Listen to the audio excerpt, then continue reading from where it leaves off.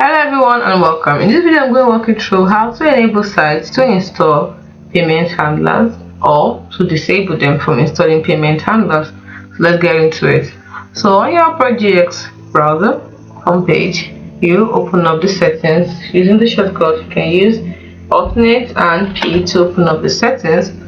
Then you check under privacy and security, and you see site settings. Click on site settings and scroll all the way down until you see additional permissions, and then you click on the arrow to bring out additional permissions, and under it you will see payment handlers. So click on it.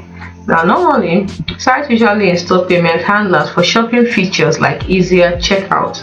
Now if you want to allow sites to be able to, enable sites to be able to install payment handlers, leave this clicked on. If you do not want to enable sites, that is, want to disable sites from installing payment handlers, click on this. It's as simple as that. Hope you found this video helpful. Do not forget to like and subscribe to this channel for more. Thanks for watching.